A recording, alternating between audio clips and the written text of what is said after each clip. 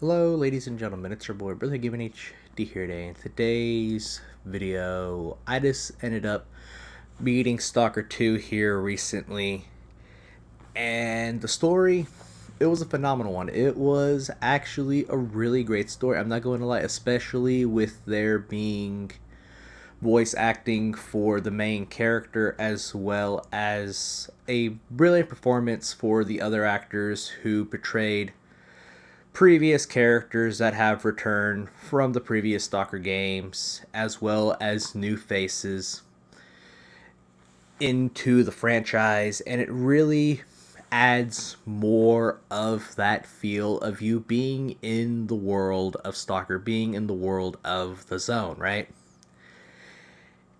And I like this game. I'm not gonna lie, I actually love this game. This game's really up there, right next to Call of Pripyat, and the game itself just feels very phenomenal, from the gunplay down to even the tiny details of your gun literally jamming and your character having to literally pull the cartridge right out of the dang gun is a nice attention to detail within the world of Stalker, which I am aware that the jamming feature has always been within the Stalker franchise, but the fact that your character actually removes the bullet is actually a nice addition to the gun to give you more of that realistic feel of like the oh shit situation. My gun just jammed. I'm literally in a very bad jam right now type of situation. And I actually enjoy that. I'm not going to lie.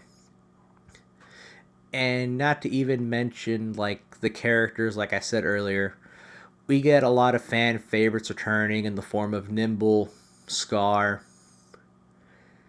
just to name those two, as well as some newcomers to the game in the name as in Richter and Star, as well as one of my favorites. What's his name? Strider. Strider's one of my favorite characters, especially with the whole monolith type bullshit. To be honest, it was actually one of my favorites, to be honest, out of all the main character out of all the characters within this game. Not to even mention another one by the name of, I think his name was Star. Rest in peace, Star. That's all I gotta say. If you played the game, you know.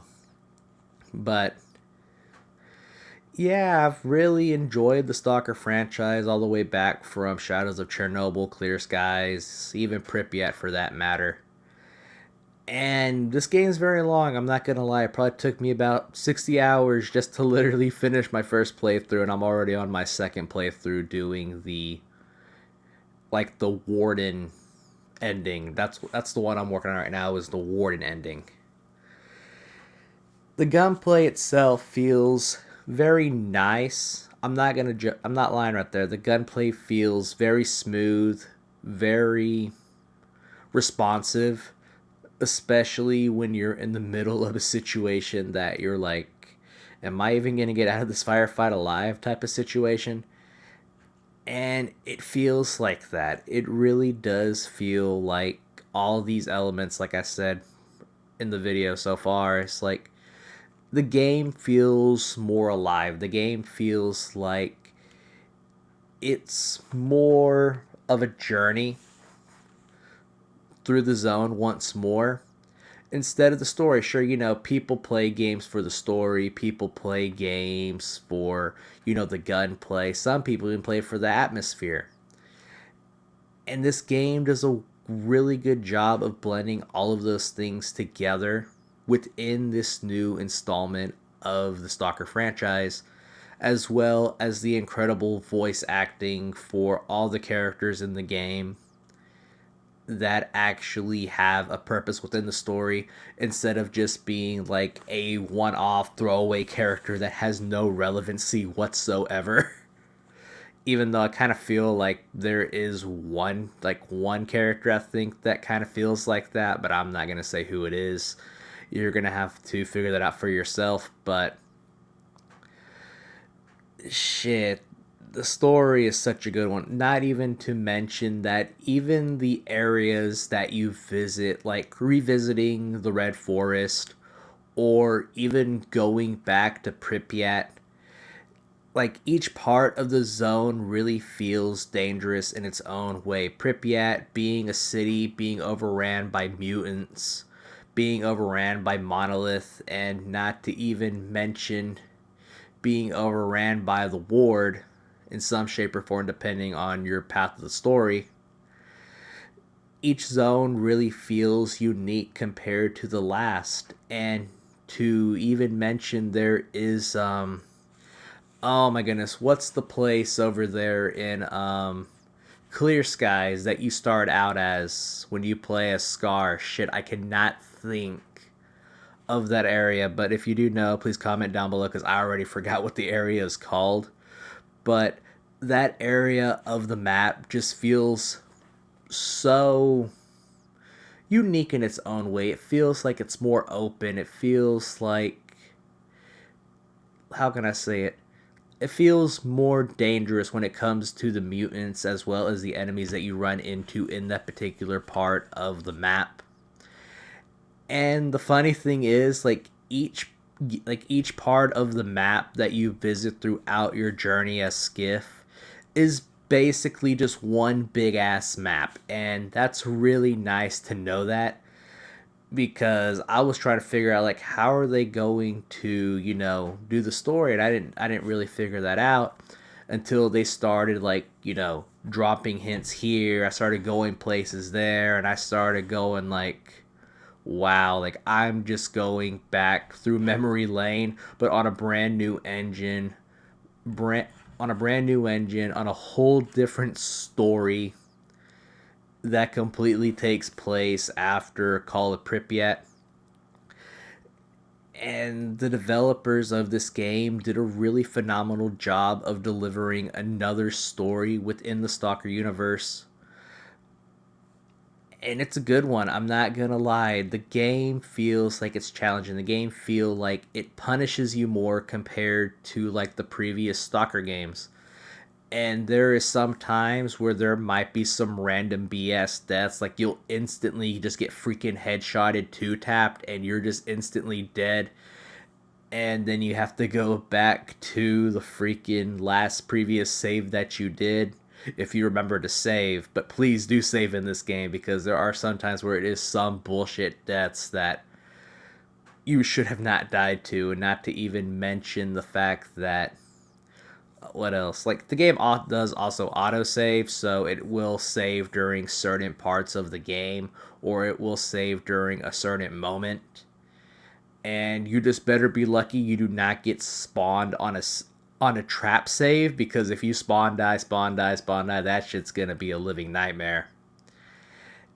And you can also manually save as well, as long as you're not in combat, so you'll be alright there too, to be honest.